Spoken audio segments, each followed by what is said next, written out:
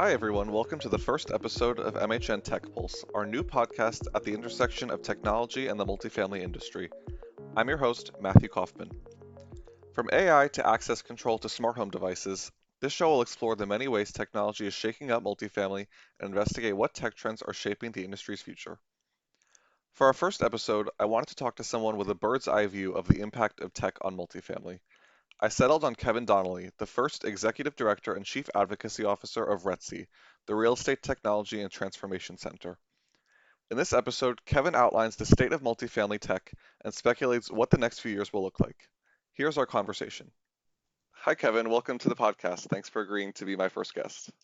Yeah, absolutely. Honored to be your first guest, and glad to see you as always. So happy to be here today. Great. So, RETTC is still a relatively new organization. So, can you just start by giving an overview of what RETTC is, why it came into being, and what its goals are? Yeah, absolutely.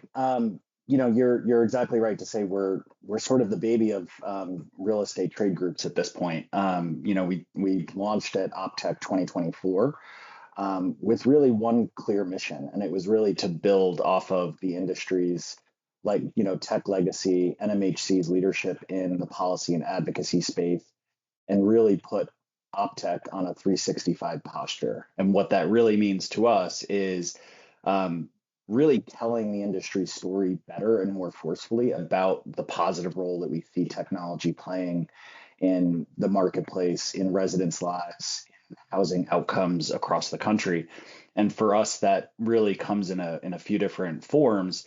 And really, what the past 2 years of building RETSI has led to has really been putting ourselves on a front foot when it comes to advocacy, really pushing back at this ill-informed narrative about tech in rental housing and in broader real estate. So advocacy is always a core plank of our work, predominantly facing the federal level, but and we can get into this later, the landscape has shifted so much, we're really expanding the watch there. Second is really building the RETI community, peer-to-peer engagement, allowing stakeholders to exchange expertise and knowledge is really core to a lot of what we do on a day-to-day. And then third is, like OpTech, really ensuring that we're bringing together the best and brightest from across both real estate and tech for convenings, whether virtual or in person, like OpTech or our upcoming Tech Executive Summit. These are, really important gatherings for the industry to sort of set the agenda for where we all go to take this organization to the next level. Hmm. Well, definitely an interesting organization. Yeah. So I'm interested in your background. How did you come to lead RETC? Yeah. So, just it's an interesting journey I've had. Really started out in real estate and in tech, more in the advocacy arena. So um, I had sort of cut my teeth out of college on Capitol Hill. Worked for two members of the House. One was my hometown member from New Jersey. The second one was a member from Illinois. Couldn't be further apart ideologically or geographically in terms of their districts, but really gave me a unique exposure to the positive force that policymaking could really have in communities. And it really, I think, lined up well with sort of my worldview or ideology. And then really set me on a course to handle a lot of wildly different issues, everything from foreign policy and national defense to tech and housing policy. And, I ultimately, when I left Capitol Hill, landed at the National Association of Realtors. Really was a great organization where I learned a lot about housing policy and real estate, but obviously from a single family predominant lens. And so that is where I started, if you can believe it, working on tech policy more deeply. And it was actually back in the initial Obama administration, after 2009 era, where the Obama team really put net neutrality and digital equity on the map. And really, that fight got me engaged in tech policy. And then shortly after that, I landed over at NMHC. and was glad to join that team. Broadened my perspective on housing policy and the impact of federal work on renters. And then increasingly, as we all saw, the role of tech has really grown, not just in multifamily, but across the real estate ecosystem. And NMHC had really been the tip of the spear for most of real estate on tech issues. And so it gave me an ability to really build that portfolio, build the leadership profile of NMHC. And that's really where we find ourselves today.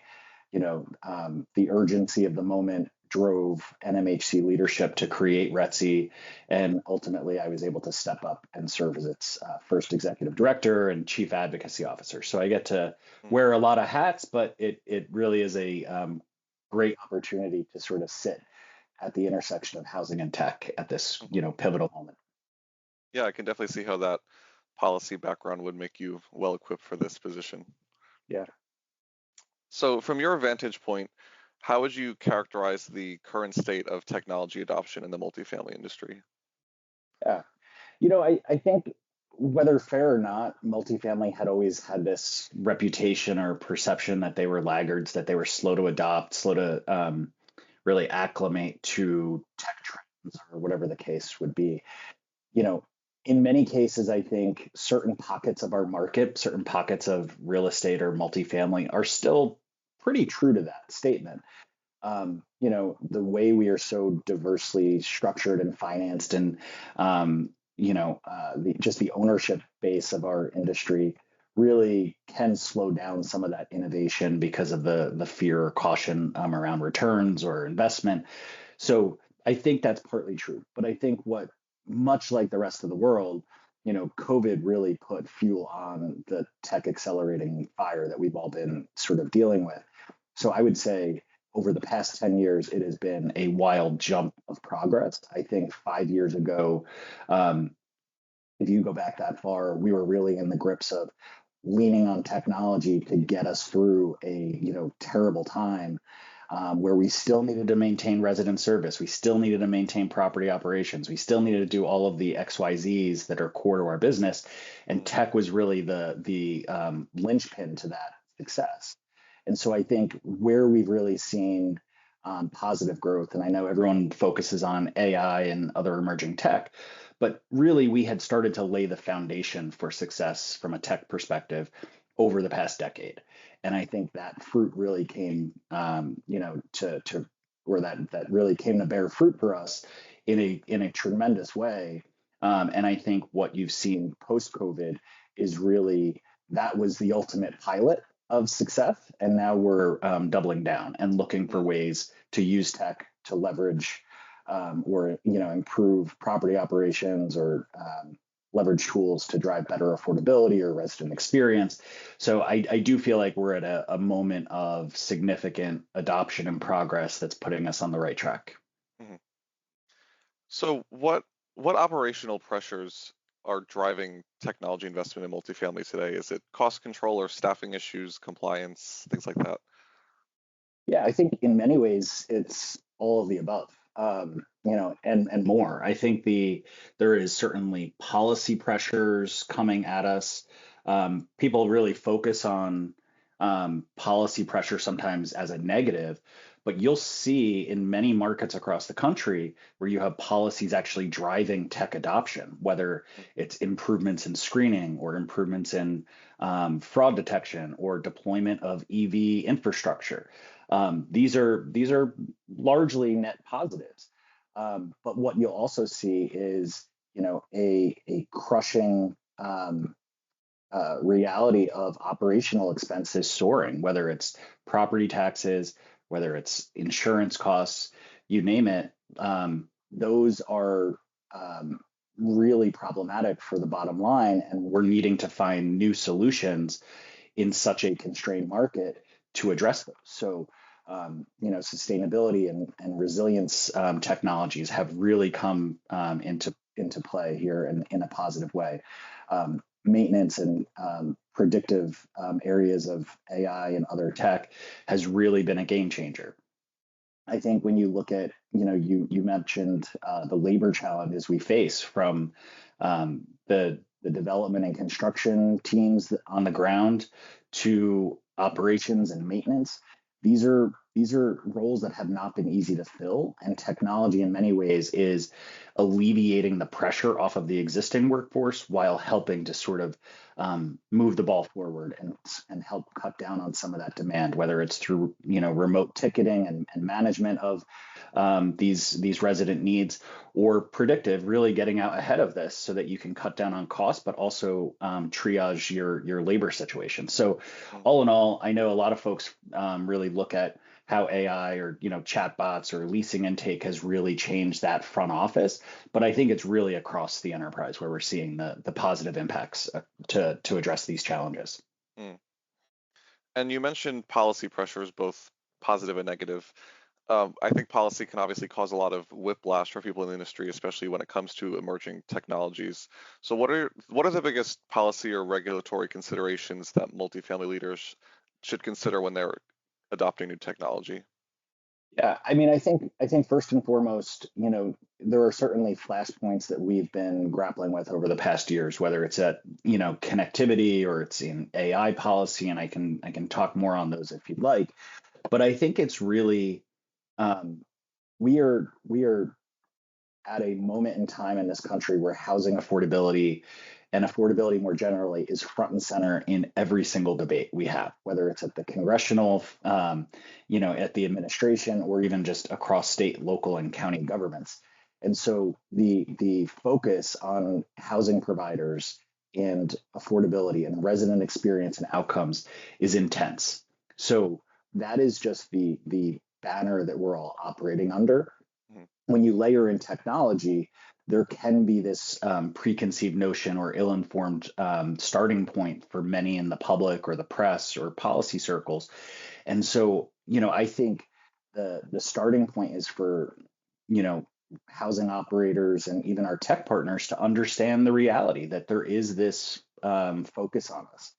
And we need to do a better job of telling our story. And so where we're most concerned is not necessarily just around AI policy or just around broadband infrastructure or rules of the road. We're really worried about the potential negative implication for well-intended but ill-informed regulation or legislation that could ultimately deter investment from the multifamily or rental housing space broadly. And so you're starting to see that in some cases with AI policymaking, where limitations on the ground could ultimately, hamstring an operator's ability to address labor challenges or reduce operating costs. And suddenly that desire to put capital in real estate tech or in real estate more broadly, that those investors are going to go find a safer bet. And that's coming at a time where we desperately need more funding and more support for the housing challenges. But even, I think a little bit more tech point to focus folks on is the role of data in business. Everyone is focused on pricing and algorithms and fee transparency, but underpinning all of that is really this public debate or policy debate around the proper use of data and information in operating modern business, not just rental businesses, but business. And I think we all have to get serious about making sure we're using data responsibly, making sure that we're protecting consumers at every turn, putting their interests, front and center along with our business interests, and making sure policymakers see that hard work and the tremendous expense that both sides of this equation are bringing to the table each day. Interesting. So I want to move into talking about probably, the hottest topic around, which is AI, which is dominating the broader tech conversation.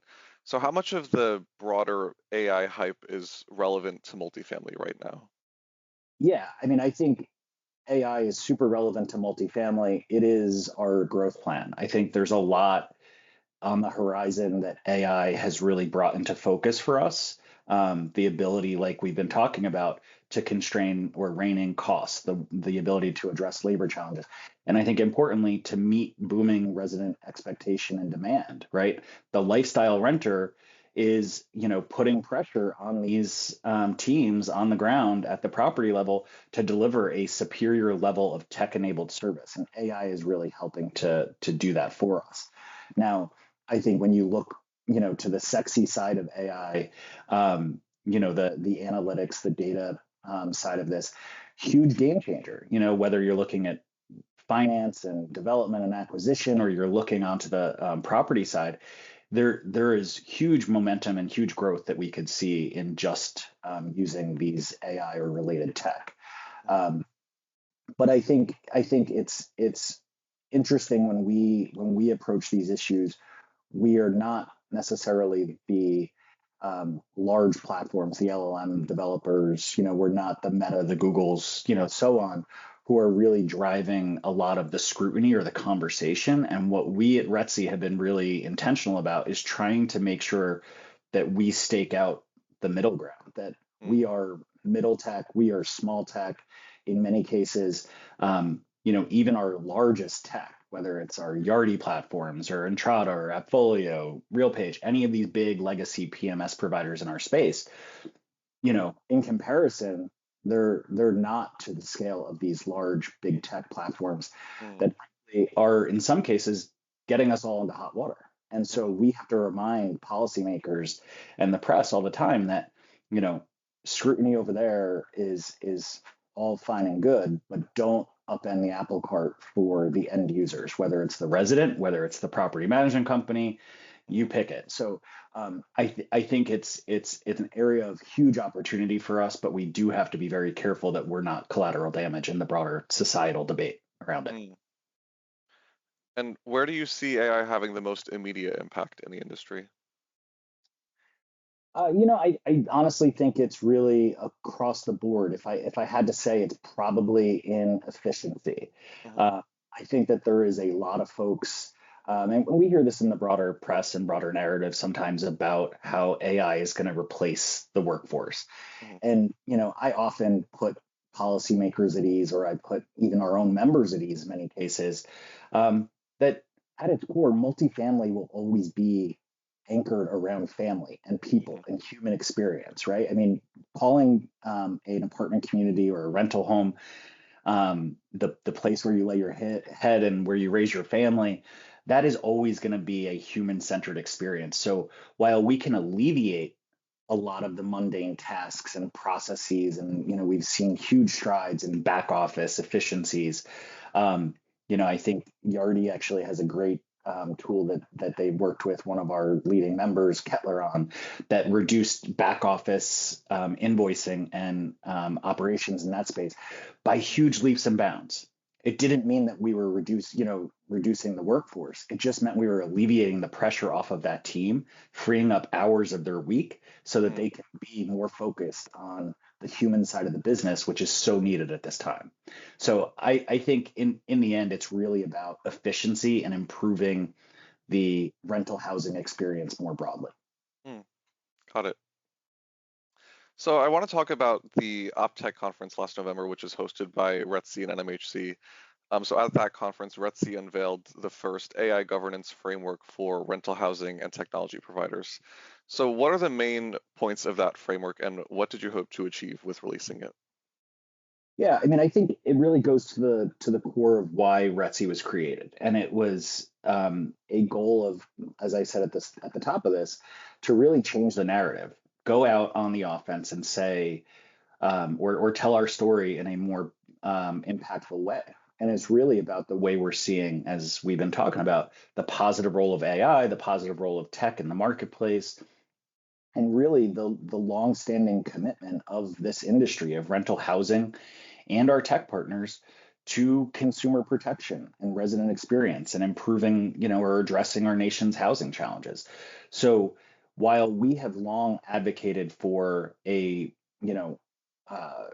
common sense, consensus driven, bipartisan in many ways approach to rulemaking and regulating of artificial intelligence or emerging tech policy at all levels of government, we also have, reminded policymakers that rental housing is strongly governed and consumer protection is super strong in our space because of fair housing, because of fair credit, Hmm. Reporting Act, because of myriad state and local laws, which really, I think, have done a tremendous job of protecting both housing providers and our nation's renters. So when we look at AI policy, we actually have said to policymakers and to the public that we're already on this. Hmm. AI or emerging tech is nothing new to rental housing. We believe that we need to make sure, and really why we put forward this framework on the responsible use of AI in rental housing was to be a public reaffirmation or a recommitment to these principles, which were really always foundational to our daily work. So it's protecting our residents' privacy, promoting the integrity of our data, making sure owners and operators are securing it, abiding by cybersecurity and data privacy laws across the country. Of course, as I mentioned, the important pillars of consumer protection, fair housing, fair credit. Those are so important to not just resident outcomes and experience, but also just operations for our teams. And then I think importantly, knowing that um, the comfort level of the public or our renters or even policymakers around the use of AI. We need to be able to explain to renters when AI is used, when it's helping to inform decisions, Hmm. and if it leads to an adverse action, that we can explain it, we can be accountable for it. So it's really a framework that's guided to really build off of the work we've done over the past couple of decades and make sure that human decision making and informed policy shaping is really driven from the C-suite all the way through the site level of our organizations, and making sure that at its core, the use of AI or other emerging tech always looks for positive renter outcomes to be the driver of that work. Hmm. Interesting. Yeah. So besides AI, what other technologies, whether they're still in their early stages or more present, are likely to have an impact on the multifamily sector in the coming years? Yeah, I think, I always point, I get this question a lot, and I always point to, two things. I think there's huge progress that needs to be made and is slowly starting to gain more traction as of late in the construction tech space. Hmm. As we look to address this, housing crisis across the country, in markets and communities of all types, we need to find new and better ways to address legacy processes. And that includes in every level of early stage development, whether it's the financing and underwriting processes, zoning and review, to the construction tech itself, like really looking at how can we cut down on time. We all know that time in real estate is money. And when we can cut down that development, whether it's through modular, whether it's through AI powered site plans and really Hmm. revolutionizing the whole design process and cutting that down, that can be huge game changers, but we really have to keep chipping away at it. So I think that is a significant piece. And then I think a little bit broader and a step removed from multifamily, but something that we really need to keep an eye on is just a lot of this in onshoring of investment of tech capacity that has taken place over the Biden administration and now in the Trump 2.0 administration.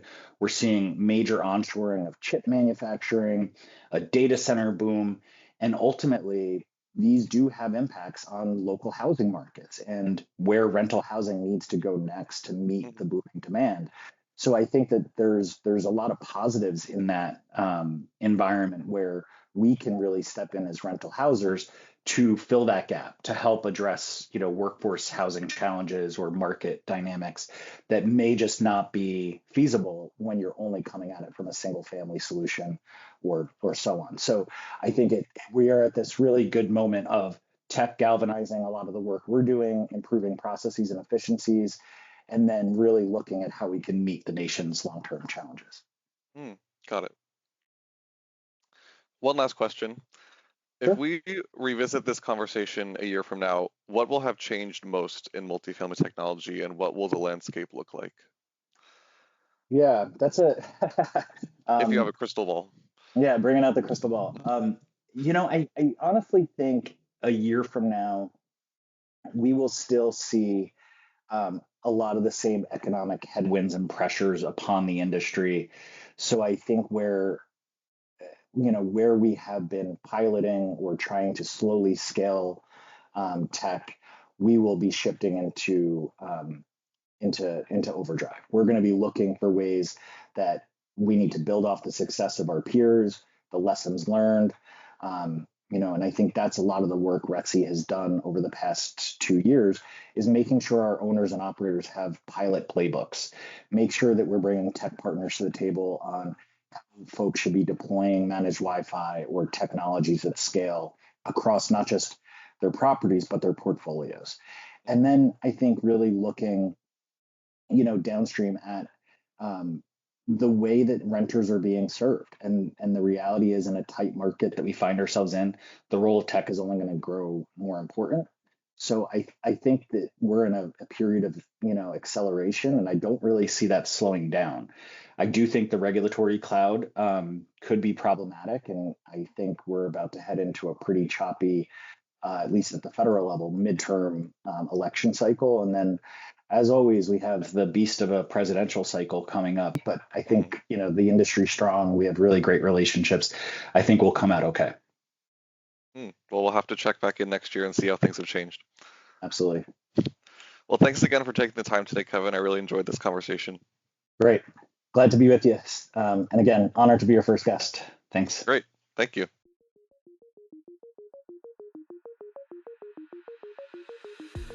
Thanks again for listening to the first episode of MHN Tech Pulse. If you like this episode, be sure to follow, rate, and review us on Spotify and Apple Podcasts. Don't forget to subscribe to MHN's YouTube channel as well. We'll be back next quarter with another installment of MHN Tech Pulse. I'm Matthew Kaufman, and I'll see you next time.